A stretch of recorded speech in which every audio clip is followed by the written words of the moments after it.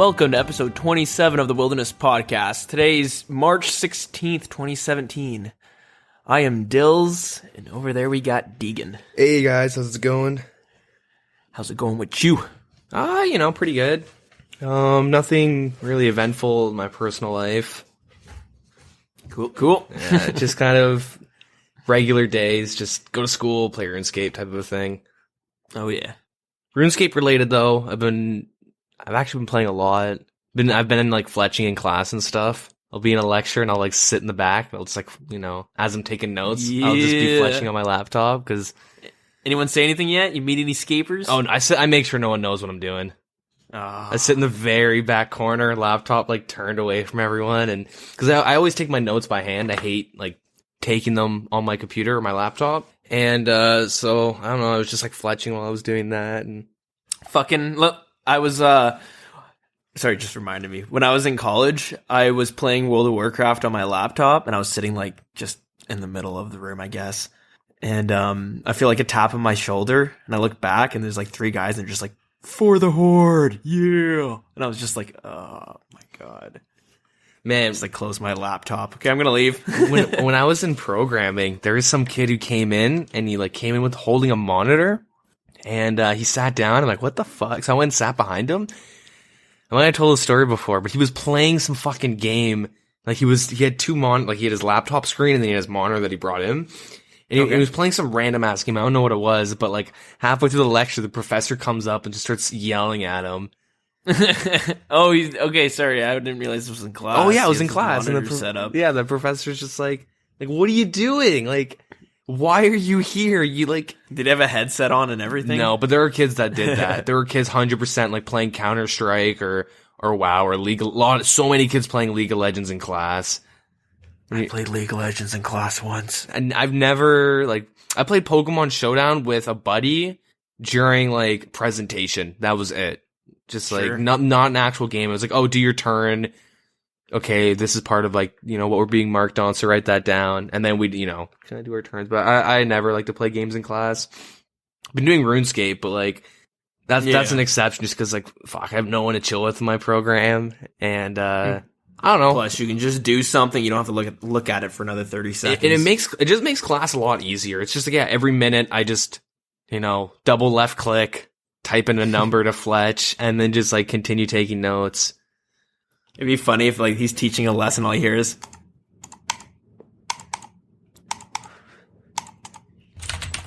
Sorry, I should buy something. I'm just making flips, sir.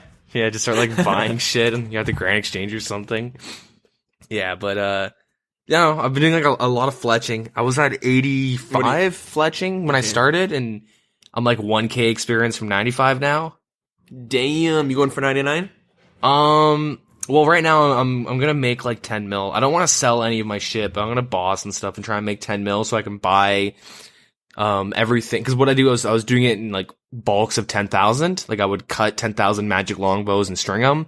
Okay. Yeah. Because I did the math and it was 12 mil profit from 85 to 99. Damn. Yeah, and I need to get I think it's 78 or something herblore. I think that's optimal for doing raids because I just want to get the raid stats and start doing them already. So do you just buy all the materials, string them into bows, and sell the bows? I buy the logs, cut the logs, and then string the bows. I'll buy 10,000 magic logs, and I'll buy 10,000 bow string. Gotcha.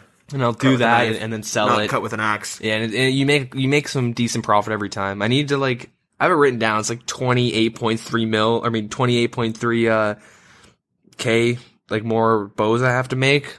And so I'm just gonna save up the money to buy all of it at once, and so just so I can get it done. And plus I was starting to get a little burnt out from doing it because it's just fletching all the time. And that's what I was gonna say. I don't know if I could do that in one stretch at least. Well, it wasn't bad because I'd be I'm doing school the whole time while I'm doing it, or I try to at least. I try to have something else that I'm doing, and then when I have nothing to do, I did all my studying and shit just because I was fletching the whole time, and I finished everything, and I'm guess I'm gonna make an Obby Mauler here, and plus name changes. The names have been released, and I got one of the names I wanted that I've wanted since I got back into old school. Nice, and that's a good name. Yeah, I mean, it's Chud, CHUD, Ooh, and nice. it's all lowercase. It's it's like an inside joke between my friends since like 2009. It's a long story, but Okay. I don't know. It's just a name that I wanted to get, and I finally Still got a pretty funny name, regardless. Yeah, it's 4 letters. People are like, "Oh shit, that's a rare name." Just 4 letters, and it's like, well, okay, that's true. I'm pretty happy I got it. I wanted Demu, but someone took it. As the D's got like released, I tried getting it, and someone beat me to it. Can you get the name just D, just one letter? Probably not. I know You used to be able to. I know. Well, yeah, maybe you can actually, because I have a friend who's got a 3-letter name, and he's had that for a long time, and he has a pretty rare. Is it a 5-letter name? It's like a generic word though. Like he's one of those guys that collects those names and stuff. Sells them on the black market, Which is fucking that bullshit. son of a bitch. I'm so against that. Someone has Demu, and it's because the name's Moo, but then they just have a random letter in front of it. That has to be it. Could be. I wanted it. With League of Legends, they came out with a system for like it was called clubs, and you could join like little groups, and you could have names, and the names would appear. You could have a little tag that would appear next to your name in game. Mm-hmm. And when it first came out, a lot of people went on and like, well, I guess a couple people, and they snagged some of the more famous teams. They'd snag the club names, Yeah. and basically like would try to either sell them back or like they would be the leader of this fucking pro team, right? Yeah. But I know there was an issue with like people saying like fuck, like they want to sell us the name for like SKT or the tag for that or whatever it is. Yeah. Right? I can't remember half the teams because I haven't played in so long. But yeah, so anyways, all I'm saying is you can see the issue with stuff like that. Well, yeah. I mean, I think like if you have an account with like a good name, and that's the only reason why you have that account is because it's got a good name. Like that's total bullshit. Like you know what I mean? Like my buddy has a 3-letter name that he hasn't touched. He went on it briefly once he found out they're going to release names and like got some levels on them. Yeah. But he just wants the account for the name, and you're like that doesn't that defeat the whole purpose of having exactly of having the name? Like you want it because you use it, and you're like, that's pretty sweet. Like look at my like, everyone's like, oh, that's cool. Like I got a name that I want on a pure that I really want, like my Obby Mauler that I'm like leveling and playing a lot now, like while I fletch and stuff. Been grinding him out pretty hard, and I don't know. Like I'll always try and play him. Like at least like if I get bored of PKing on him, like I'll just like do bowstring or something and have like 3 or 4 mil cash sitting on him so I can buy a bond whenever I want and continue playing. But it's like I didn't make the account just for the name. Like I really wanted the name, but I also really wanted the account too. Yeah, exactly. Oh yeah, so but yeah, pretty much all I've done is fletching and yeah, been making my Mauler. I kind of made some mistakes on him, so I have to, and I can recover it though. But it's gonna be a bitch. It's gonna be a real As long pain as in it's the not like ass. defense levels or anything too bad, like you should be okay. Well, like, cause what I want to do, if I do it properly, I can kill black chinners while I have a Slayer staff. Oh, that's pretty cool. Yeah, and so like I'll be a really low and I'll be able to do risk fights at a super low level, but I'm gonna have really low health. They'll get like one good hit on me with something and then be able to obby maul me. But like that's kind of what I want, like, because I want to learn how to PK, and I think obby maulers are really good to learn how to do that. Yeah, they're pretty simple, right? There's like no specials or anything involved. You just switch to a maul. Obby maulers are cool because they have like I think like the biggest variety of weapons for what they are. Like it's 1 attack, 60 strength, 1 defense. If you want a Slayer staff, you get 55 Slayer and 50 Mage. Some of them, and the Slayer staff's the best in slot for with 1 attack. Yeah, it has like the best stats. Yeah, it's really good. But there's like a lot of weapons. Like you'll always see them using like the event RPG, like the big bazooka on their shoulder, and they'll kick you.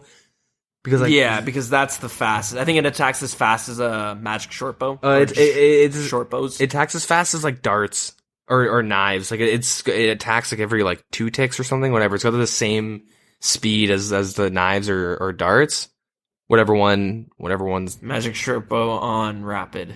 Yeah, I don't know, but so it's really good because like yeah, you can use the maul, obviously that's your KO weapon. Use the event RPG, which is like the fastest melee weapon in the game, and then you can do death to the Dorgushun for the bone dagger special. And, oh, true. Okay, yeah. And if you hit them with it, you poison them, and like with the special, you'll poison them, and then you lower their defense. Okay. And then you can use things like the Dark Light, which the Dark Light's the second best weapon for a 1 attack. I actually ended up getting the Dark Light today on my guy, and that was kind of a bitch. Oh, cool. Yeah, that was a lot of like I'd stab him with the bone dagger to poison, and I'd like hide and pop out and poke him every couple seconds, like so he couldn't hit me back, like the boss in that quest. But yeah, the dark light's sweet because it's the arc light, right? It's got the same special where it drains everything by like all your like melee stats or whatever by 5%. Yeah, okay. How much does it drain? How much is this like of the special? It's 50% special. Oh, okay. Yeah. And it's got like it's better than the Topaz Machete, I think, which is like, you'll see like a lot of Obby Maulers use those too. Right, because that's just pretty easy to get, right? Yeah, you can just buy it off the GE and it's like 16 slash or something, which is good. It's like, it's definitely up there, but like the Slayer staff's better, the Dark Light's better, but the Dark Light's a lot harder to get. Yeah. And, it doesn't have special and stuff. But yeah, I got that. Definitely. And then what else? You can use like a lot of really cool, like I've seen some of them use boxing gloves. I don't know why. Like, oh yeah? Yeah, like you can use like a lot of cool little weapons and just have fun. Like there's a streamer called Graphis RS, and I think he's like rank 1 bounty hunter. He's an Obby Mauler. He's like a max Obby Mauler. He's like really good. Like I used to watch him a long time ago. He's really good. And, like that's kind of why I wanted to make one like way back then. Okay. Also because I think they have the coolest training gear, iron trimmed with like an Obby cape, Fury, and all that good stuff. I think they just look sweet as hell when they're training and whatnot.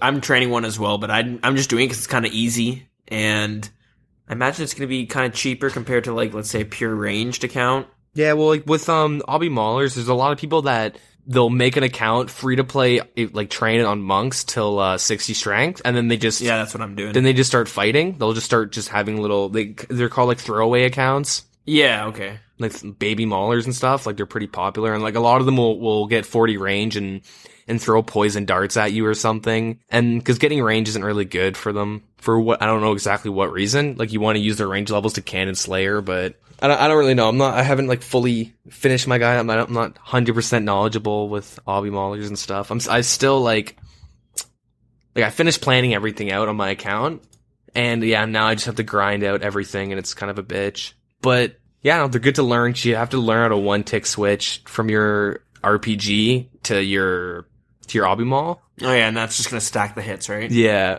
and that's good, because if you can do that pretty well, then like, you can make a Zerker and do that with the AGS or something, like, yeah. And plus, also, if I end up getting good at it, like, you can just do risk fights and make like really good money. Like, there's a lot of Obby Maulers that are loaded because all they do is risk fight, and since they're good, they'll get the Berserker necklace, they'll get the regen bracelet usually, the Berserker ring, and the Obby Maul too. Yeah. They kind of just, risk like 8+ mil or something, about 8 mil. So yeah, I wouldn't imagine sculling with that shit on. Fuck. Well, no, you wouldn't. You would just skull if you're actually gonna skull. No Obby Maulers do skull though, because if you're fighting like a if you do, you just bring in the fucking maul. Yeah, even then though, it's just like you'd probably skull on your target, go to Clan Wars, clear your skull, and go back and fight them. Because if you die, they get like a 250k PK with all your items and stuff, but your maul. And if you kill them, you get like a granite maul, and some of them, have 31 prayers, so they can save that 20k drop. Yeah, that's true. So like, it's gonna be fun. I want to like kill some bots, some black chin bots for a little while, and pretty excited. Pures are great for that because they're right at a level where the bots are running rampant. Like my Pures level like 50 or something like that. I can't remember. And it's a perfect level for killing the air obelisk bots. Yeah, like my Granite Mauler is 49, and I do the same thing. And you can also, sometimes you'll find people that cannon like 60 range, and then they just like dark bow spec them. I've seen guys like doing that at the air orbs. They just like rush the skillers, and they'll rush people that are PKing and whatnot. I think I was playing your barrel chest anchor earlier this week, and I was killing just skillers and stuff. I was really bored. And my god, is that account so fun, because you're like level 50 with the barrel chest anchor. Yeah, it's such a low level, and it's pretty cool. Only 50 strength though, so it's not really that optimal for PKing at least. I mean, I was whacking 21s on people. Yeah, but yeah, it's pretty fun. You really have to use it in combo with a granite maul. Yeah, I mean, you can try and rush people. I was trying to rush people in the wilderness for a little bit, but it's really clunky for some reason. Switching the barrel chest and specking with the granite maul for some reason is so clunky for me. I can do it with like a magic short bow or D scimitar. I can do it with like anything, but I can't I need do to it. practice the switching as well. It's just awkward for it, but yeah, I don't know. I was ragging bots on air orbs and like, dude, a lot of people are like, man, it's a fucking sweet account. You don't see enough of those, and it's kind of like, well. Oh, I never got any of those. I just think to myself, it's not my account. Oh man, there's some guy in like full rune killing skillers, and I added him, and I kept hopping trying to like find him. Yeah. And then we ended up getting into a fight, and I guess because he had like 40 defense or 50 defense, I couldn't hit him. And I hit him with like a 20, and I spec'd him out, and I like completely red barred him, and then he ended up like running away, and I just teleported out. I didn't chase him. God mode activated. And then he sent me a PM, and he's like, some fucker killed me after you ran. And I was like, what? And yeah, like the guy was running through Chaos Druids, and someone else just like finished him off. Damn. But it was, did you get the notification that you killed him? I didn't notice it. I saw it later on, but they took the loot. I didn't even notice. Yeah, that's rough. Other than that, though, that's my week. What about yourself? Fun. Me? Let's just skip to the RuneScape because I can't think of anything I did. Making some mad progress in Final Fantasy 15. Nice. It was fun. How many hours? Finally surpassed. I'm at like 30 hours, but I've surpassed how far I got in my old file. So I must have just sucked. Oh, I was gonna say sorry to interrupt, but do you know what ukulele is? The game? Ukulele? Yeah. No.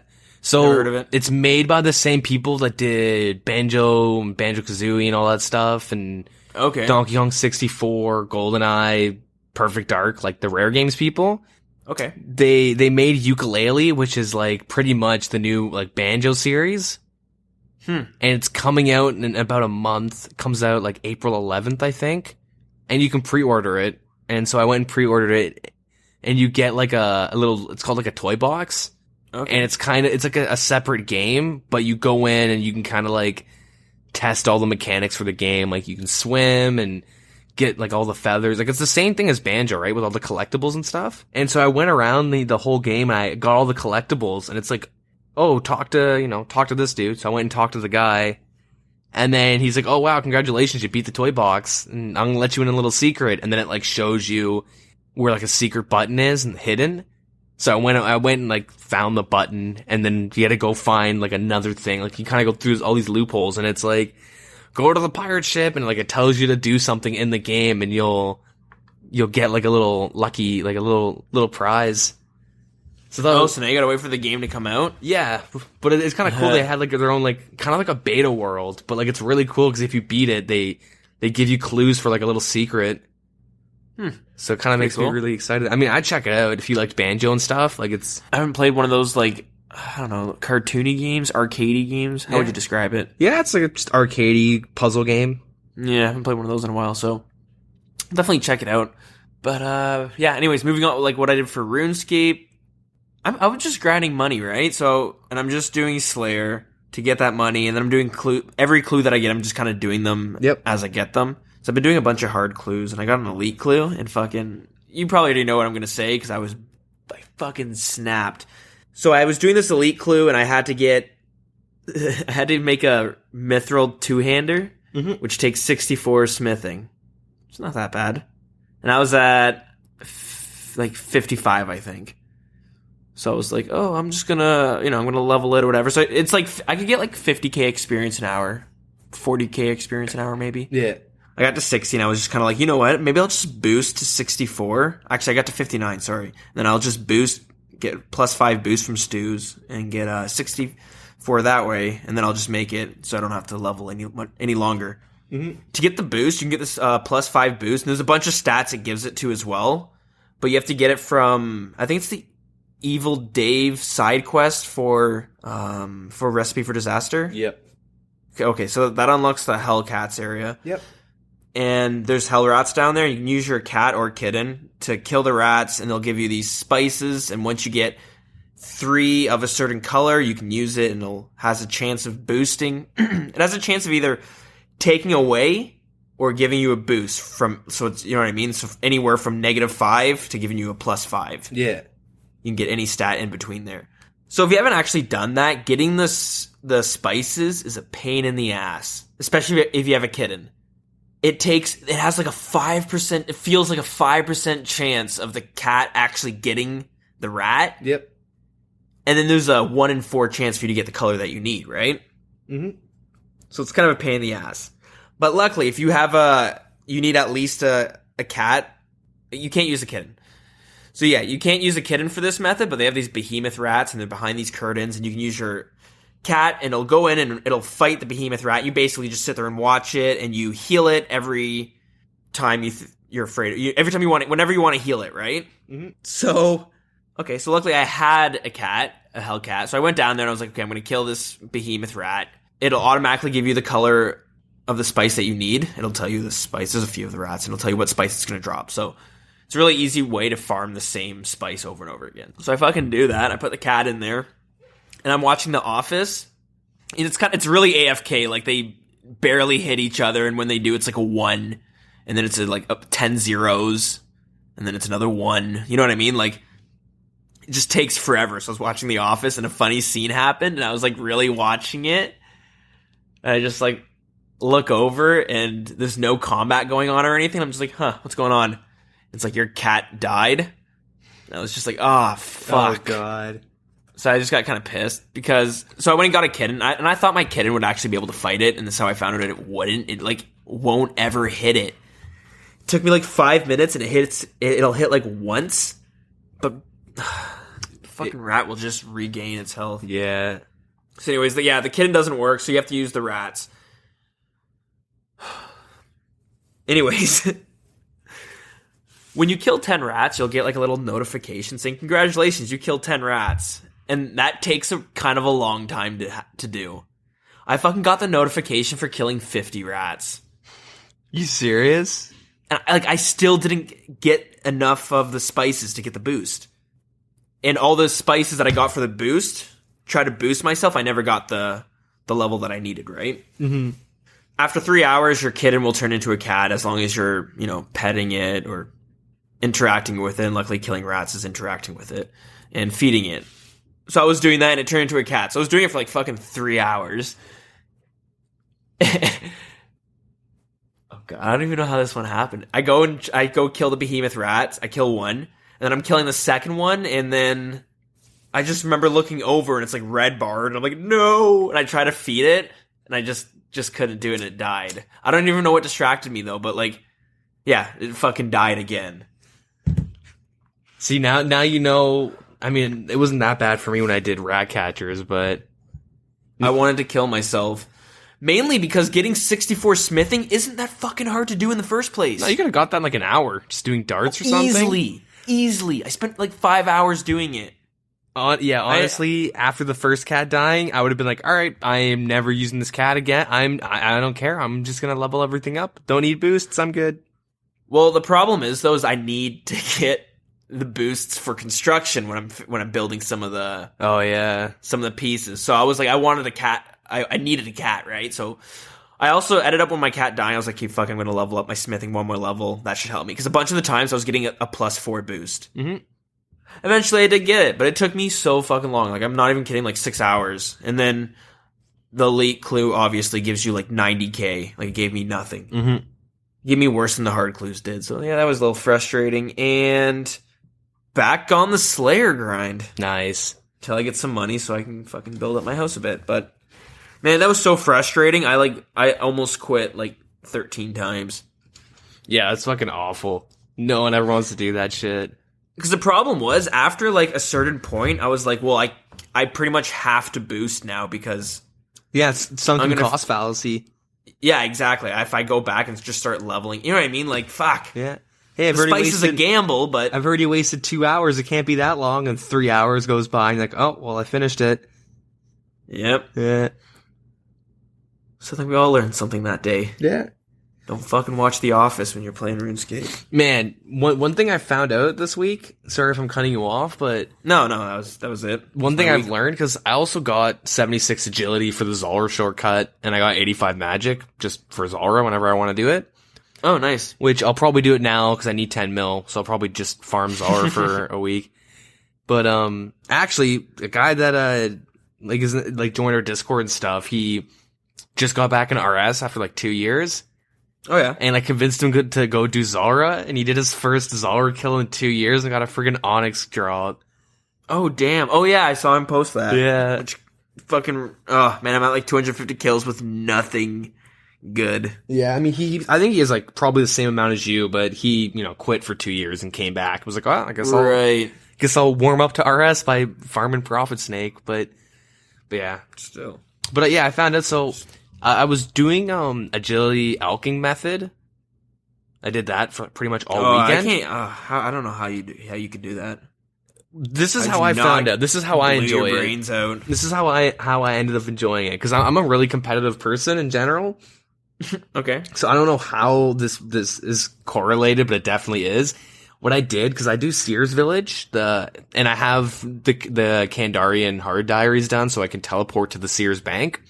So I can do the agility course like with 10k more experience an hour. But like I look up the max rates, and the maximum rates are 55k an hour doing that agility course. And I can do like 53 or 54k an hour just doing agility. But what I try and do is I'll try and get the maximum amount of magic experience and agility experience per hour just doing that. So I'll have like a movie going, or I'll be talking to people on Discord, and I'll, talk to people on RS and stuff. But the whole time I'm like trying really hard to get the best rates, and like, I don't know. It's nice. Like I'll have like 51k, at one point for like an hour or two, I was pulling like 51k agility experience an hour and 40k magic. Okay. Which is pretty nice. I mean, yeah, pretty efficient, I like to think.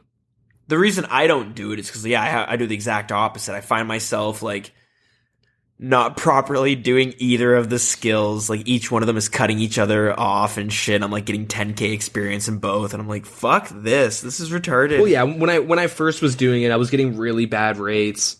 Because, like, you find out when you can elk, and then when you can, take like the agility obstacle, and you can do it so you don't lose any time.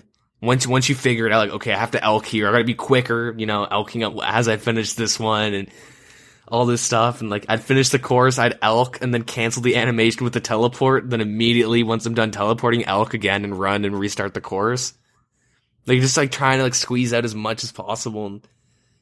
And I found agility was too click intensive, so I'm not even gonna throw anything else into the mix. Yeah, I don't know. I found because some dude, I was me and like 4 guys are doing agility together for like all Sunday, and the things, I was one of the only ones with like the teleport, but one of them kept going AFK, and like we're doing a lap together. Yeah, and he's just like, honestly, how the fuck are you guys still doing this? Like, I have to keep taking breaks. This sucks. And he's like, some guy said it perfectly. It's like, if you want something done, you're going to want to get it done as fast as possible. Like, if you hate something, it's going to take you twice as long. I'm paraphrasing hard, but the fact that you hate it and you choose to like do it poorly, you're just making yourself hate it more, and it's going to take you twice as long. Like, the guy said he was pulling like 15k an hour agility, and that's all he was doing. And, like, he hated it so much, he'd do 2 laps and go AFK. That's what I do. Yeah, but it's like to the point where like, I'd get like 3 agility levels in one day and like a magic level. And I'm like, man, that was fucking sweet. If I just do this again, like, let's say it's at the end of Saturday, like, if I just do this on Sunday, like, I'm done. And then there's someone who's like, this, and then it takes them all week because they're half-assing it so hard that like, just fucking rip the Band-Aid off and just do it as best you can and find a way to like it. Either if it's like 1 lap per YouTube video. Yeah, or some stupid shit like that. Yeah, see, I don't know. I like doing it really fast, because once I got 76 agility, I was like, man, kind of want to go for 90, but I'm not going to. I got other things to do. I have like a big long list of things that I have written out that I'm gonna do, like a bunch of goals that I'm cranking off one at a time. Yes, that's the way to do it. Yeah. Luckily, my goal is locked behind a barrier that's just fucking experience grinding and money grinding put together. Yeah. Construction. See, that's the same for me, but see, like, I I need to be able to do Zulrah as efficiently as possible, like, you know, the shortcut and stuff. So I got that done. I was like, hey, you know, because I need to get like 78, but I might go for 90 Herblore. And I also want like my primordial boots because I still don't have them for some reason. Oh, true. Okay, and there's like a bunch of shit. Like, I need a lot of money, and I'm like, I should just get 99 fletching, and I need to get 90 fishing too. And then if I get 90 fishing, I might as well get 99 cooking because I'll make money off that as well. Obviously. And I need to get 81 or 82 rune crafting. I can't remember. Well, fuck, that's gonna make you rich right there. Yeah. Fuck the rest of them. Yeah, but see, like, I'm trying to not burn myself out, so I'm like splitting up all my goals. Yeah. And so, like, I'm getting, like, necessary stats for Zulrah, because I want to be able to get 90 agility with 94 magic. And then I want to get 96 range, too. Okay. And I want to get, like, all 90s for all the skills and stuff for the raids, just so, like, I can join a good raid group and, you know, finish the raid in, like, 30, 40 minutes and just start making a lot of money. So I have, like, all these, like, sub-goals. I have, like, the overall things that I want, and then I break them all down and space them out so they all kind of help each other out and I don't get too burnt out. Yeah, no, I do the exact same thing. Yeah. Like, I'm hitting, like about to hit 95 or something. Fletching, I'm starting to burn out already. So I'm like, all right, I should just farm Zulrah for 10 mil and then I'll just buy everything at once, get the 99 fletching, and then I'll probably move on to fishing or maybe not. I always save like fishing and woodcutting, those AFK skills, for times that I'm not able to focus on RuneScape. Yeah, but I can still kind of play it. Yeah, see, that's the thing. There's times where I have to either not play it or AFK it. You know, there's times where I'm really busy. So that's why my fishing's still like 81, because I that's kind of the skill I save for. Yeah. And, so like as of right now, I was like, oh, kind of got like a lot of studying and stuff I should be doing. I guess it's a good time to go for 99 fletching. And, you know, I had some free time, so I went and got the Zulrah requirements. And depending on how this week goes, like I should be able to make 10 mil, but I'm trying to think because I really need to start bossing it. I haven't bossed in like a week or like done real bosses. Like I've done a lot of DKs and stuff, but I don't count those as real bosses. Rusty. I just need to make a lot of money, like fast. Maybe we'll go staking. Nancy. Go staking or buy some bonds. Yeah. Why not do both? No, I'll go double my money. I know some good legit sources. I could do it. Actually, today me and my friend were really bored, and we went to a free to play world, and we just like had a draw party going. Those are fun. Yeah, man, I must have taken like 40 people, not 40, maybe like 30 people, like 3 laps around the map. Started GE and just going around. No, I think it was 2 laps, just going around trying to get people. And then we threw a bunch of junk in, but I felt bad that all these people were like actually waiting for items, and a bunch of high levels came and we dumped a bunch of like runes. We pretty much emptied our Slayer tabs into it. And then I think I gave out like 1 mil to like a bunch of random noobs. Having drop parties are pretty fun. I used to have like games where you'd gather a bunch of people, and then I'm like, okay, I'm going to teleport somewhere and I'll stand there. First one to find me gets the 1 mil or whatever it is. Then you teleport to like Castle Wars or some shit and just sit there. Yeah, see, the thing is, I like giving my, like, because I don't know, I saw like a friend's video, was giving out bonds and stuff, and I was like, that's kind of seems like fun. So like, I was kind of in the back of my mind when we just did our draw party and stuff.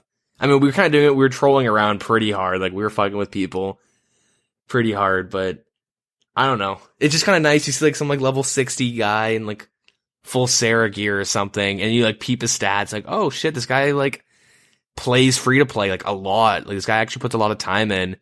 And I just like go and trade him some money, and he's like really nice about it. And he's already got full Sarah. He doesn't need it. What are you gonna do? Give it to like the level like 8 that just sits and begs the GE? Go give it to some bots. Nah. See what they do with it. A little social experiment. Yeah, yeah, exactly. I don't know. I'd rather give it to someone knowing they're gonna keep playing than like some level 8 that's probably gonna quit in a week. Or, you know, wow, I can make money just by being a noob? Okay. I'm gonna go beg. But I think most people have the same mentality of like, if you're gonna give shit away in like free to play or to people, you want to give it to the people that are actually grinding. They're just new to the game. People who will be grateful. Yeah. Not bad, not bad. So, what do you got for us this week? I've only briefly looked at the news. So this week, there's actually some really nice quality of life, especially for me, because I'm going to make my big rune crafting push. And yeah, so let me just, so it's quality of life, and then they do have a lot of things that directly or indirectly affect Deadman mode for, little upgrades and whatnot. So, yeah, the first quality of life improvement, there's, on the Lunar Spellbook, it's called Contact NPC, and you use it, and then there's like a big-ass list of NPCs you cycle through, and, they all have their different uses, but it's pretty convenient, and it's really nice if you're doing rune crafting, because when your rune pouches break, you can contact the Dark Mage. Like, yeah, generally, if you're doing lava runes or you're doing nature runes and you're like doing it with like you have a quest cape, so you teleport to like a fairy ring, then take it to Shiloh Village and stuff. Okay, that's when you need to talk to the Dark Mage. But if you're doing like abyssal crafting, like rune crafting, you can just talk to the Dark Mage because he's in there, so it's not bad. I forget every time. Yeah, I'm pretty good on it. I always remember as soon as I'm in the fucking altar. I'll just explain quickly a little bit. Your rune pouches, which is like you get these items that can hold more rune essence. After a certain amount of uses, they degrade and they can only hold, I think, 1 or maybe 3. It's like half of the amount of what it can normally hold, I think. And then you got to talk to the Dark Mage within the abyss, and he'll fix them for free. Yeah. But the problem is, I'll forget every time that I need to talk to him, and I'll remember once I've passed the point that I can talk to him. Yeah. I'm like, fuck. Okay, remember next time around, then I'll forget it every time. But yeah, abyssal rune crafting is really nice for like cosmic runes if you don't have the agility to use like the shortest shortcut. Like, I guess death runes, people do them, but really nice for nature runes and whatnot. But you're obviously going into the wilderness to talk to that guy, so it's kind of sketchy. But I would, like, before this change, so pretty much what the changes is you can now right click and talk, like you can right click the spell and talk to like the last NPC you talk to. Okay. So before this was like in place, I would always runecraft through the abyss because I was too lazy to bring like runes and stuff for when the spell or for when the thing broke, and then having to cycle through and find the Dark Mage. I was just too lazy, and they're pretty much the exact same experience like rates, but over time you'll probably lose less. It's probably less if you do the Shiloh Village method because you gotta cast your stupid spell to talk to the mage, and they changed that, so that's really nice. Yeah, not bad. It's also good for contacting your Slayer masters. Yeah, that's super nice too. But yeah, it actually makes contact NPC way more convenient. Thank God. Cool. But I used to just avoid it because I was too lazy. But yeah, so that's nice. So they've done some like play your own house, like little portal option. Like they changed the right click options, so you can like enter the portal. Go into the home portal, the build mode of the portal, and then you can like join like a friend's house. Sorry. Okay. Cool. So if you're, I guess, running bones to someone's gilded altar, or you're just going in there to use like their crap all the time, like me, then it's really nice. It just makes it quicker to jump in and just easier in general, because before you had to click on it and then it would open up like a menu. Yeah, you have to press a button or like and I don't think you could. Actually, no, you probably could go into your house build mode. Yeah. Never mind. I can't remember. But yeah, they pretty much put all the options on a right click, so now you can just, do it way quicker. Cool. And this is something, the next thing, I've actually instinctively tried doing this all the time, but for, when you're trying to drop an item or destroy an item, and it comes up with like, you must click yes or no, and it's got the check mark and the X. Yeah. I always hit 1 to say yes, and that wasn't an option. Now you can just hit 1 or Y to hit yes, or 2 or N to hit no. So or N? Yeah, like yes or N for no, so you can use the letters or the numbers. Oh, what? Yeah, so that's sorry. Nice. I like the idea of having fucking letter hotkeys. I wonder how that's gonna. Actually, never mind. Stupid. Yeah, it only works in like the idea interface. Let's just hope you don't try and destroy something while you're talking to people. But yeah. Now I actually didn't know this wasn't in, but there's you can now remove all placeholders within the bank tab. Oh, that's so great. So, and I believe it's within that specific tab. So you have like your Slayer tab. You can right click and remove, which is super nice. That's awesome. Because I have one tab that's just for like items I sell and shit like that. And Yep. like I'm fucking, it fills up so fast with random junk that I'm having to clear shit away all the time. And Yeah. that's awesome. I'm so happy about that one. But okay. Yeah, I use it all the time on my Slayer tab. Yeah. Well, like what I do is I uncheck placeholders and then I pull everything out in notes. That's how I always did it. But my problem is I have items in other tabs that I don't want to disappear. I don't want the Yeah. placeholders gone. Yeah, so now that won't affect it, which is nice. You can just clear whatever's in that specific tab.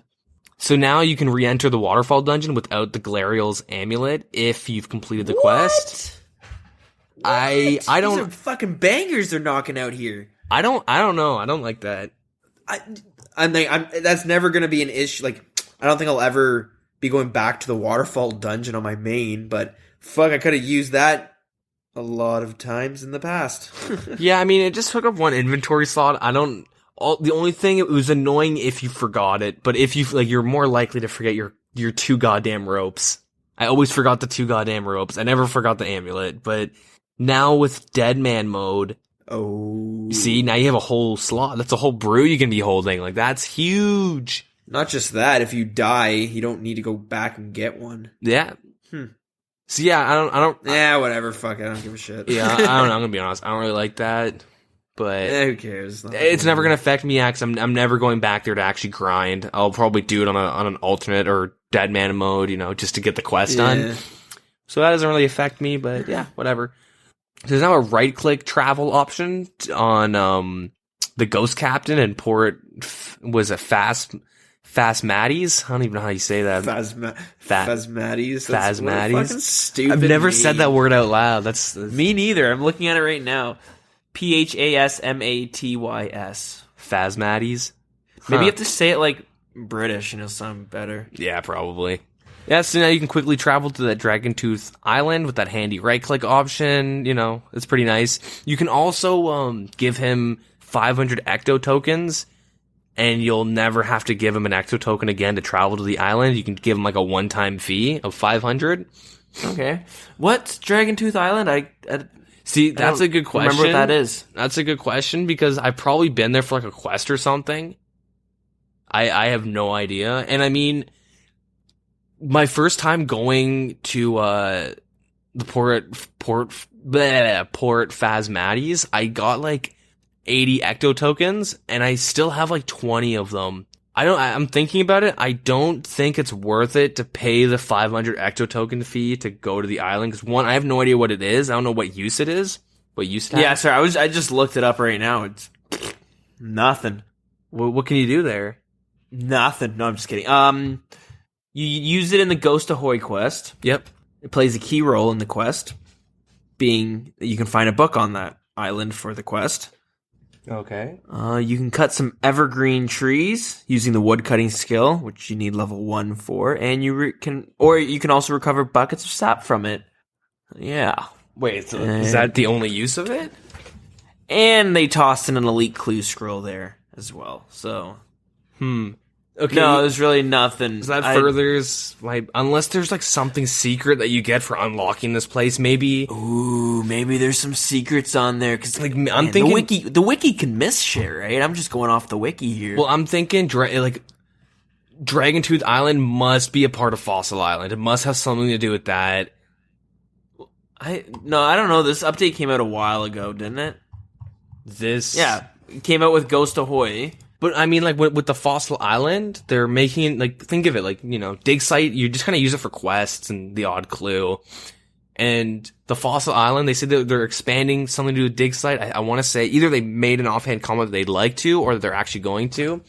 And we don't know too much about Fossil Island, but is this really an issue? Has anyone ever been like, oh man, we should I've gone to this island 600 times. I wish there was a 500 Ecto token, one-time fee. The only reason I could see you wanting to do this is if you finish the quest and let's say you have a ton of what's it called? The Ecto tokens? Ecto tokens. Yep.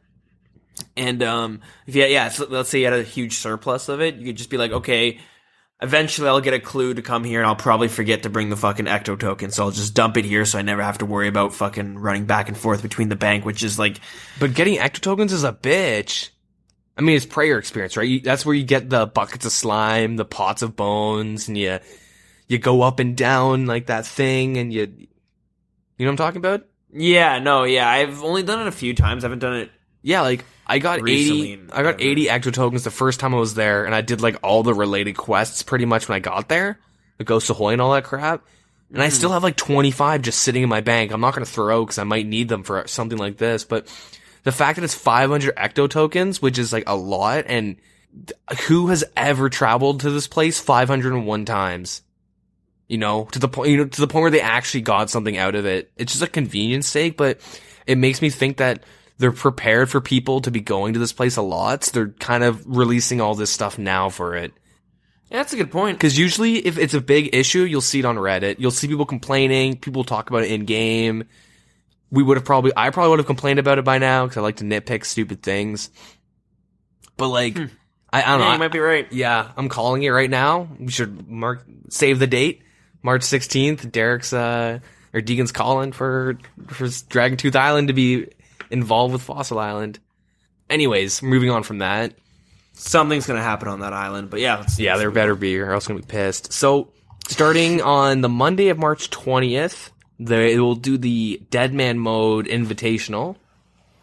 You know, so that's the top 2,000 players from the last season, and like they'll be battling it out, and they'll have a chance to take home, you know, 10 grand, which is really nice. So they get a fresh account. You get like what, a week to train it? Yeah, you get like 5 or 10 times experience rates. Okay. It's really good. You know, pretty much Bodhi's gonna make a lot of money just streaming this. People love watching him do his invitationals. Yeah, okay. But I mean, I actually really like watching I like watching people like how they prepare.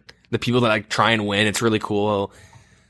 There's some people that just do it to make money in old school too. Like there's people I can see the business there. Yeah, what they do is they'll get 1 or 2 accounts into the invitational, like the top 2,000, and then they'll have one guy doing crafting or herblore, or, you know, one doing one of each, but sometimes they'll have like another account running supplies to them too, and then Are you sure that happens in the invitational though? It happens 100% in the invitational, yeah. Because people swap in the invitational, and the swap rates are crazy. Really? Yeah, like when this happens, I'll try and figure out what the swap rates are, and then I'll tell you guys. Like I'm not even gonna throw out a number because I won't even believe myself. But they were like really good. I know regular Deadman mode had 1 to 7, so like 7 mil old school would be 1 mil in Deadman mode, and like during the first week of it. So like the invitational is probably more than that. And these guys, you know, think how much money like I guess Bodhi or you know Alfie or some guy who plays RS a lot has. Probably got like 500 mil bank. They don't mind dropping. I mean, they don't do it, but there's people like them, right? That can drop that much money. But yeah, I don't know. It's going to be really interesting. It's going to be good to watch. And on Saturday, March 25th, 7 p.m. GMT, they'll have the final hour. And this one's like, I'm definitely going to try and watch it because like there's no fog. Like they're taking away the map. I think we suggested that a long time ago. Yeah, like I'm definitely going to watch it. I've watched all the other ones too, but then again, I said this last time, this might be the one where they finally get it right. But honestly, I'm just watching to see how it's going to get fucked up this time. Yeah. Well, I mean, through the beta tests and all the feedback, they took out fog completely because they realized it just doesn't work in a game like this. And which is good. Like we've suggested that in the past. Like we don't have to do fog. We get it. It's a battle royale-esque game, Hunger Games, but you don't need fog. Every game has fog. Try something different. So they're trying something different. They've done beta tests and people seem to be satisfied with it.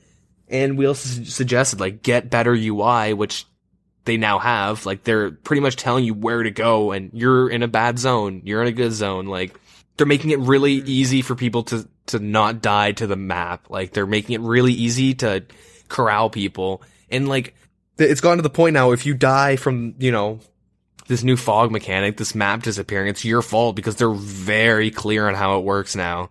And easy now. We had to watch the tournament here. Yeah, I'm just saying. From what if they chop the whole fucking world except for the general store in Varrock? Yeah, they specified where the last area is, and it tells you go in this direction, and you're still in the safe. You're not in the safe zone. Oh, okay, now you're safe. You know, like it. Yeah, I don't know. It's gonna be better. I think there's gonna be a lot more action. So that'll be nice. So yeah, Saturday, March 25th, 7 p.m. GMT. That's gonna be good. I think this is gonna be like. It should be fun to watch. Yeah, one of the better maps because no one's gonna. I don't mean hide to come and off as eat. negative. You know, I love Jagex, love you guys out there, but you know, you guys done goofed a few times out there, and it is kind of funny to watch a few times, and the fallout afterwards. Yeah, you watch the shitstorm that happens for a week on Reddit. Oh yeah. All I want is, after this hour, to see a post. You guys did it. I don't have any issues with it. You know what I mean? Like, there's always people like, well, okay, last time the fog was stupidly strong, like hitting for 20s. Like, what the fuck? Well, last time it fucking no one can get through the barrier Yeah. that let them into the safe zone. Yep. They're just Just got dying. fucking bottlenecked. Yeah, so like, yeah, they seem like they're really like taking it serious now. The one thing I'm wondering, because now Jagex is partnered up with ESL, I wonder what the production. You think they're going to quality- be the biggest esport in the world? No, I'm just wondering what the production quality is going to be like. Because like, probably similar to last time, right? They only have 80 or 90 seats they're selling or some shit like that, right? yeah, but I mean, yeah, they had like all the streamers up on stage, and they had some of the streamers talking, I guess, to the commentators, I guess. I don't really know. They like little kind of interviews. But yeah, I don't know. I just wonder what they're doing with the production quality this time. Like if they're gonna change it up, or if it's gonna be the exact same thing. Maybe they'll have worse. a DJ, because, you know, DreamHack and stuff, they now just hire DJs that no one enjoys listening to. DJ Tiesto still going hard these days. I don't know. So I haven't heard that name in a while. Oh What about man. David Guetta? I don't that name's familiar, but I don't know any of his music from the top of my head, at least. But I hung out with a girl in high school. Listen to him, oh, true, yes, dude. Him and Akon, I think it was. Dangerous. yeah, I think it was that. I don't know. yeah. So in other news, they changed some worlds. They relocated them to U.S. to the U.S. West Coast. That I don't know why it was so hard to say, but. They've changed 306, 313, 319, 320, 338, 357, 374, 378 to West Coast. I don't really think it matters. Next a few servers. I mean, the only thing I know is that the newest, 100 or 300, like the last world on the list is US East. So I like to try and get my bosses through that. But yeah, Okay. if you're West Coast, you know, take a note of those names. If you're into bossing and stuff, try and scout those worlds first. You know, might make or break your run. Trust me, I've died to DKs because I'm trying to prey flick everything and the servers are laggy and I'm an idiot. But yeah, so single way combat areas. Yeah, this is other news as well. But yes, the single way combat areas in PvP and in like Deadman mode worlds, they have like the same restrictions for the lunar, like tele group spells, the same way as single way areas within the wilderness. So I guess they're just making It's it kind more of confusing. So What does that mean?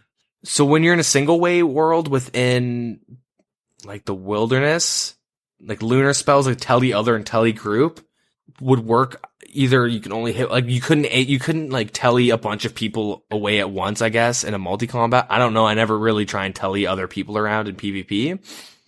But there was inconsistency in Deadman mode and then just the normal PvP worlds.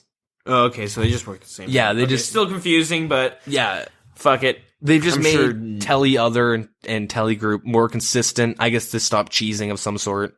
Okay, whatever. The 4th birthday event has now been removed, and I'm really happy I did it. I didn't do it. Stuck killing rats. I got some sweet fashion scape out of it and some cool new dances. Solid. Yeah, That's all that matters in this game. Yeah, so if you didn't get it, well, you gotta wait next year. That sucks.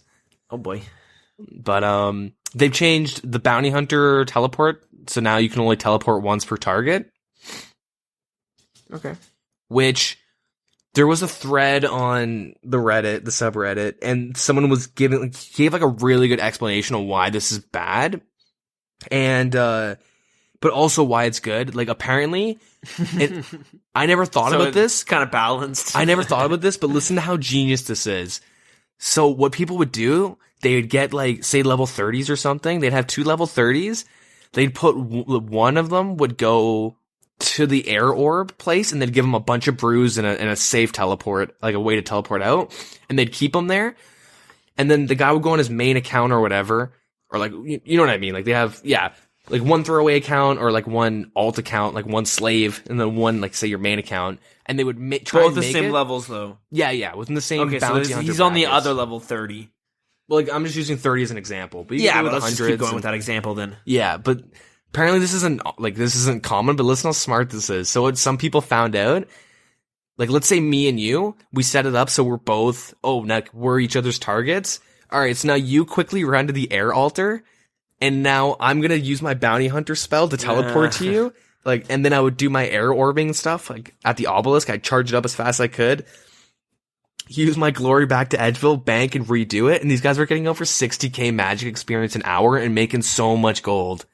That's a good idea. That's really smart, but you can't do that anymore because you only got one teleport. But apparently, like, a lot of issues were, like, I'm not sure exactly what the issues were. Like, I don't want to really open it up and read everything the guy said, but he gave, like, let's say 8 issues on why this is a bad thing. A lot of it is, like, convenience for the sake if you want to have, like, an unskulled fight or, like a rematch or, you know, let's say you get rushed by someone, like, I don't know. I know one of the main points is if someone's deeper in the wilderness, sometimes your bounty hunter teleport won't take you directly to them. Like they'll be outside of, you know, your render distance, and then there wouldn't be an arrow pointing to where they were, so you would just use the spell again to tele right next to them. Just some inconsistencies with the spell, or maybe that's just the way it worked. But now, you know, let's say oh crap, Dilz is in, 17 wilderness, I want to teleport to him, and then I just kind of teleport to the middle of nowhere, and you're like, all right, I have like a 25% chance to find him. I'm going to just run north and hope I can go this and bump into him. Like, you know what I mean? I think so. I don't know. There were just some issues with this teleport itself, which would force people to use more than one cast, but now you're limited to one. So people are kind of wanting to be more consistent, I guess. Sure. Because apparently, I've never used the spell, but apparently it's not the most consistent, so...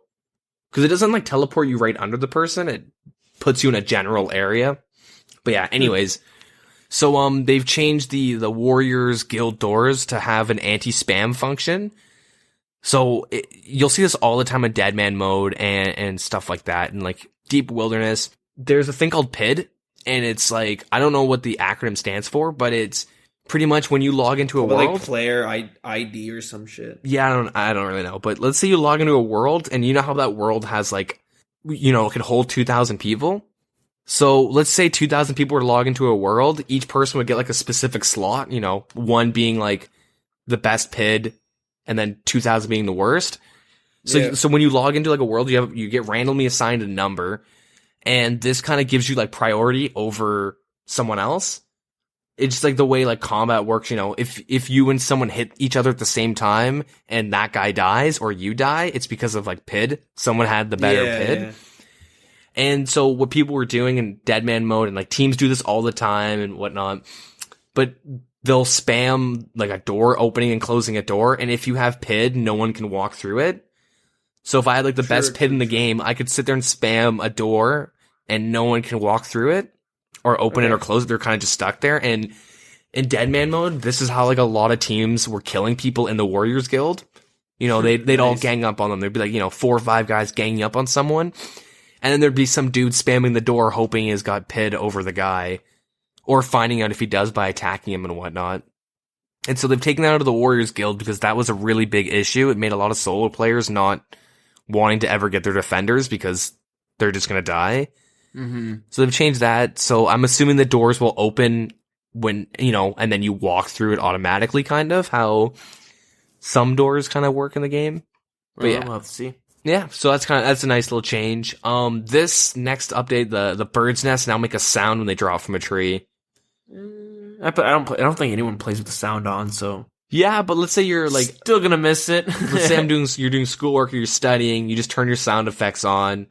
Kind of listen for the drop and listen for the woodcutting sounds and, little ding, look up. Oh, there's a bird's nest. Because I've missed bird's nests so many times. Oh, I miss them all the time. I look over and it's like, oh, you got a bird's nest. Look and down, it's not there. Yeah, it instantly disappears the second you notice it. Hey, the fucking game's lying to me. Yeah. Yeah, and like the last thing in the news is Cerberus, the Hellhound boss. When he dies, the he's got these like, there's a mechanic where he has like little summon minions, I guess, summon souls, and they like attack you and stuff. But when he dies now, they'll just kind of disappear instead of, continuing to attack you. Good. Which is, pretty nice because So you don't die after you kill it. Yeah, and also it gives you some time to take off your prayer and kind of just hang out and, all right, like, let me fix my inventory. But yeah, and then, that's pretty much it. Perfect. Some quality of life. A lot of it's based around Deadman mode, and I'm happy. No, there's a lot of solid ones. I'd say the fucking keyboard shortcuts and remove all place. Those are small, but I think they're two things that I did notice. Yep. Well, the one thing I like, it's to freaking cast the NPC contact spell. Like, I was like, who the hell would ever, like, cast spell, next, like, 5, 5, 5. Oh, there's the Dark Mage, 2, go through his dialogue. I missed it. Like, okay, there goes like 40 seconds of just trying to, if I'm never using this spell, I'm just gonna stick to the Abyss. Now I never have to go into the Abyss again. Cool. Yes. Actually, kind of related, I kind of just remembered this. Hopefully I didn't talk about it last episode, but I was doing runecrafting in the Abyss, and I saw some dude with a dragon pickaxe doing Abyssal, and I'm like, yo, I'm gonna fucking try and rush this guy. I'm gonna try and rush him. So I go and I teleport to Clan Wars, lose my skull, get all my stuff back, and I go to the bank, wait for him to leave, and I have my gear, so I'm like wearing the runecrafting gear, but I have full Darox in my inventory, my rock cake, my potions and my prayer and like everything I need, like instant telly, super set, like everything I need, granite maul. And so I'm like, I wait for him to run. I see him come back. He's running. I like follow him and stop. And he like goes in, and I rock cake down to like 15 health or something. So I didn't want to go down to 1 health because, he could just poke me once and kill me. That sucks. And I throw my full Darox. I pot up, and I'm sitting there waiting. And I'm like, oh yeah, this motherfucker's gonna get it. And then this level 126 logs in, or like 120 logs in full mystics. And I just, oh no. And like, I haven't skulled, but I brought my fury and shit too. I would have lost like Darog pieces. And I'm like, oh shit. And I just I don't even think to teleport instantly. I just fucking eat a shark, eat a Karambon, and he just teleblock, it splashes. I'm like, oh, just click my Varrock teleport and I get out. And I was sitting there just like laughing my ass off, like, that could have been so bad. That could have been so bad. Yeah. I still kept trying to kill the dude, but every time the dragon pickaxe guy should have been walking by, like the dude logged in and I would just instantly teleport out. There's a YouTube series. I'm going to look it up real quick so I can, I guess, fully credit. You better not tell me that dude was trying to lure me, because that's what I was thinking. No. All right. Yeah, my little theory was this dude, hey, look at this guy with no prayer. He's skulled with a dragon pickaxe. I'm going to just kill him. But like, maybe that's his alternate account. He's got a buddy waiting.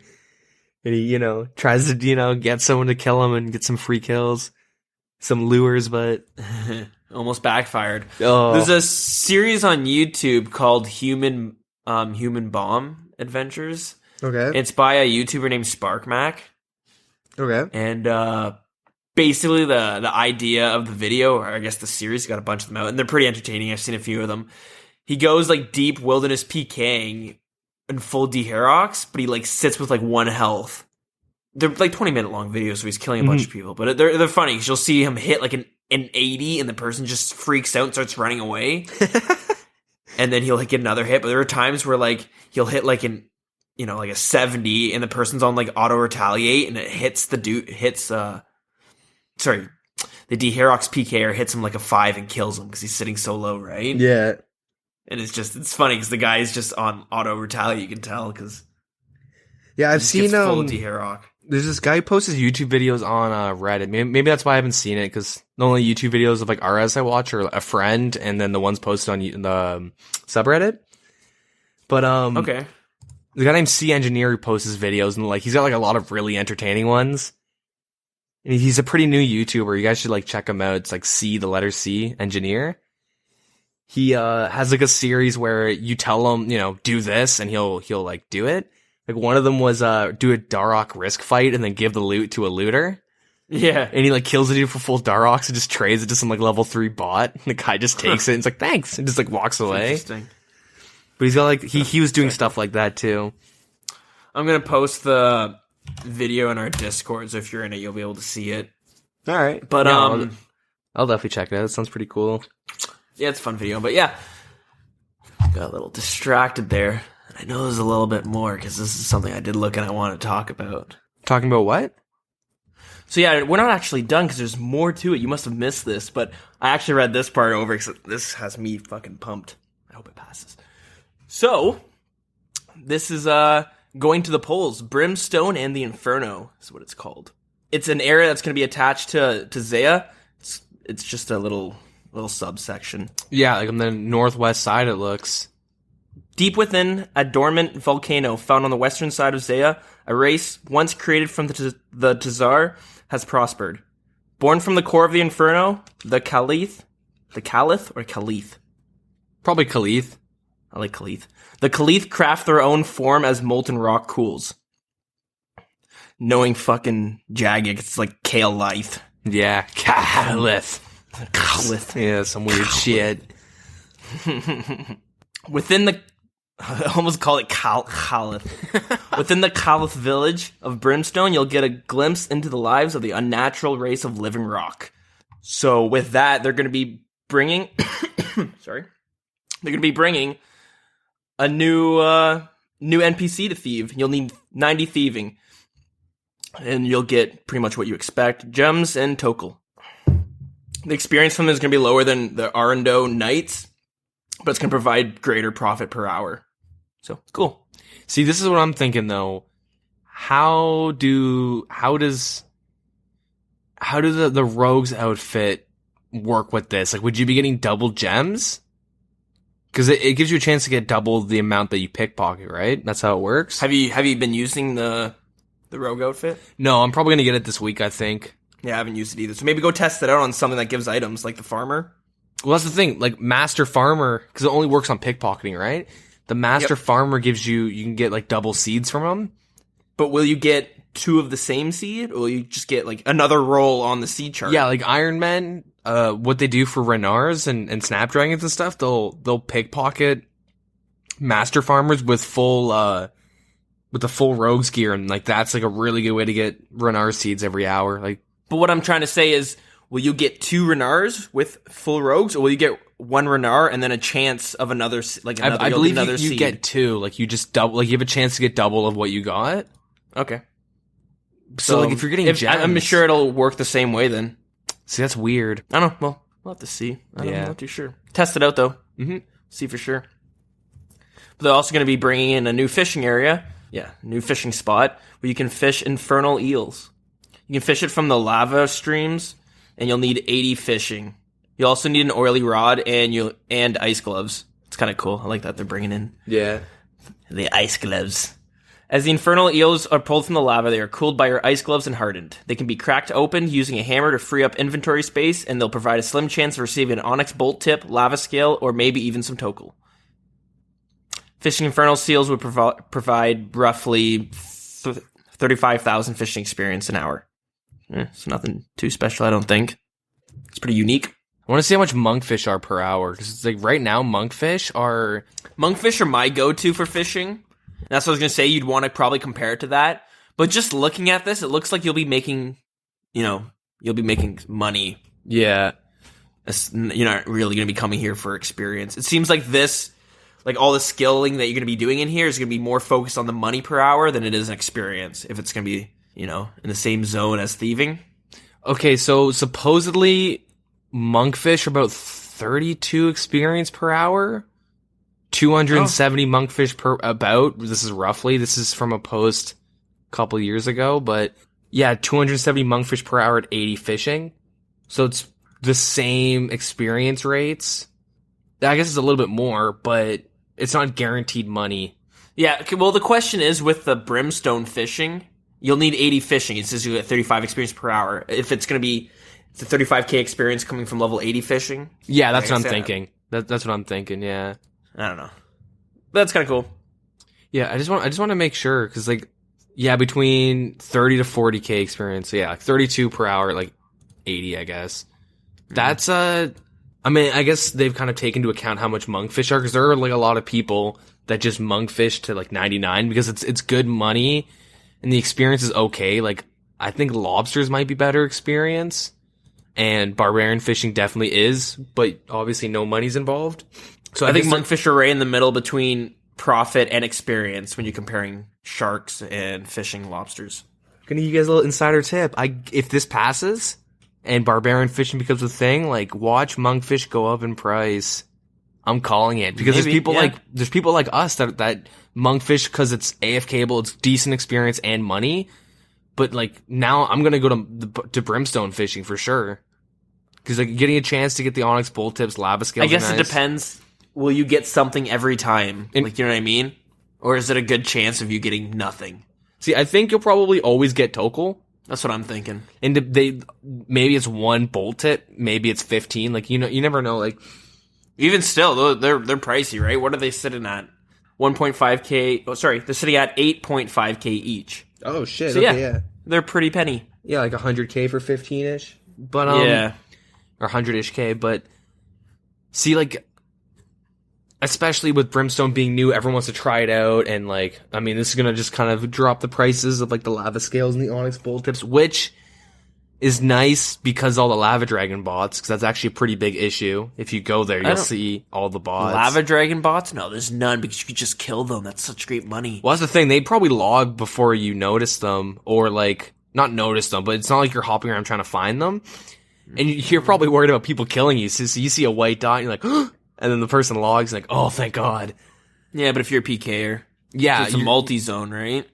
I mean, there's a lot of people that kill lava dragons on their piers and stuff. I have a buddy who just does that all the time, and he can make some really good money. And I know, it's tough. It's like the bots are really good too, because they'll die, they grab X amount of runes, and they run straight back. You know what I mean? Yeah, no, I don't know. I've never seen them, that's why, and I've done it quite a bit when I was grinding out elite clue scrolls. Oh, true. I've seen a couple. That's where I was always going. Yeah. I've seen a I might have just missed them, though. Maybe I wasn't... Yeah, you're probably going to like a safer spot, and you're staying, you're not hopping worlds like I was, trying to find them. True.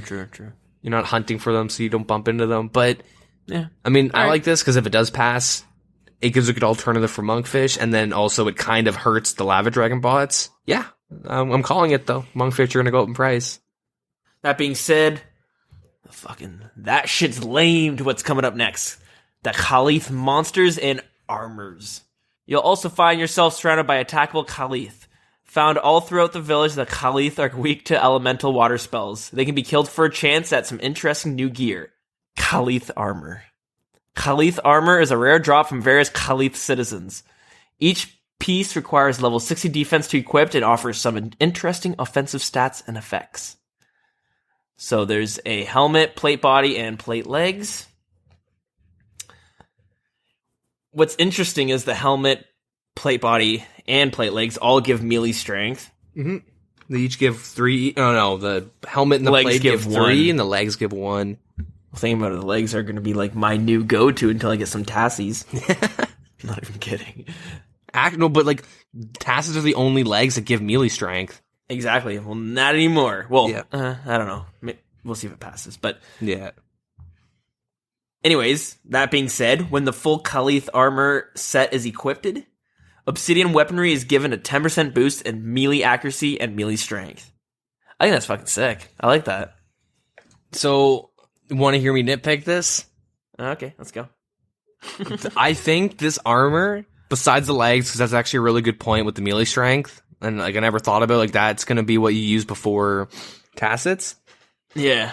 But overall, the armor, the only people that are ever going to want to use this full set are obby tanks. Yeah, that's what I'm thinking. How sick is that going to be? That's what I'm thinking, though. I'm like, that's dope. I like that idea. Well, I'm not here's gonna make the thing one, but... with obby tank. Well, depending what the drop rates are, right? If these things are like rare, but like 1 in 2,000 rare, like very rare pieces, that's one thing. But if they're like 1 in 100 or some stupid thing, like, it's like, I don't know. It's gonna like obby tanks right now are really fucking annoying to PK against. That's what I've been told. I haven't, done it, but I've heard people complain. I've had buddies that PK and they just bitch about it because, they got their Serp helm, their Bandos Tassets and shit, and they're super tanky and they fuck you up, and they're really good to duel with too, but like no one really is going to be using obsidian weapons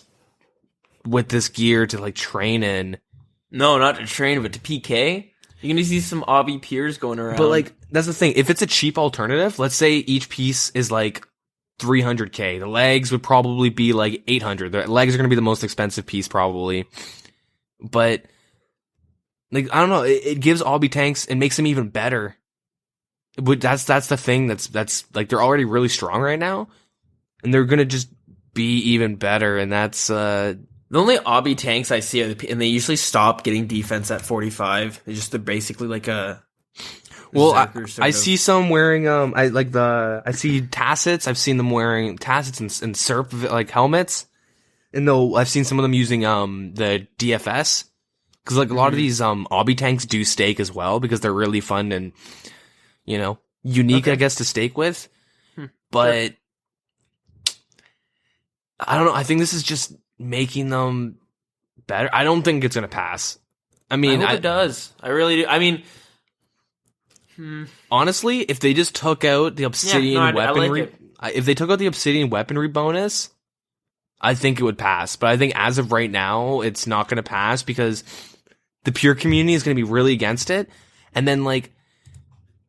It doesn't really, like, the only thing is people are gonna kind of care about is just the legs. They don't care about the plate bodies. Oh, I'll just use the torso and the helmet. Oh, I'll just use my Slayer helmet or my Fighter helmet or my, what is it, Berserker helmet?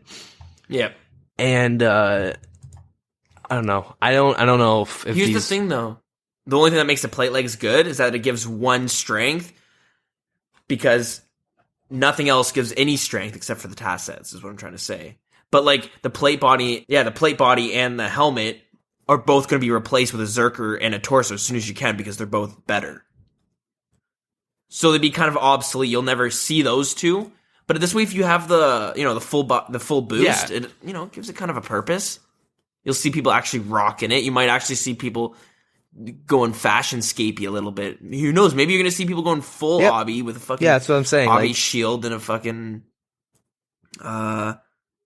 I guess an obby dagger, right? But I don't know. Maybe we might see some suggestions to releasing some items or some weapons, right? Some new obby weapons.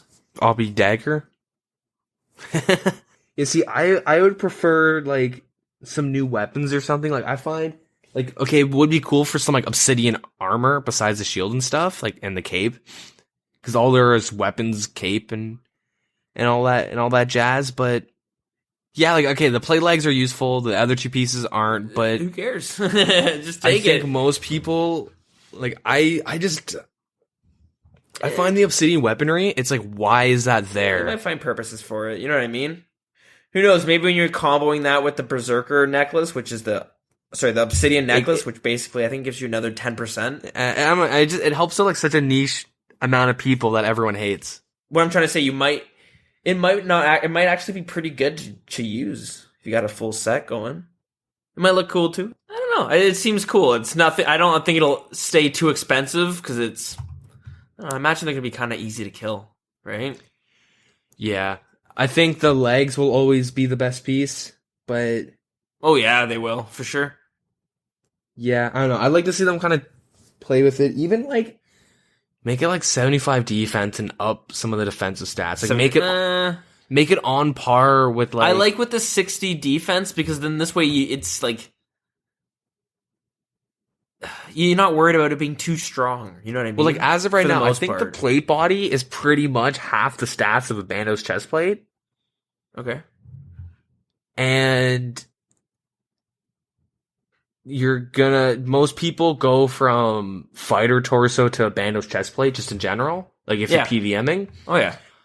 And unless you're like tanking and stuff, somebody just use a Carol's top. I'd like to see like the plate body kind of go up and, maybe keep where it is and just kind of put it in like a stepping stone. That's kind of what I'm saying. Like put it in tier with the torso.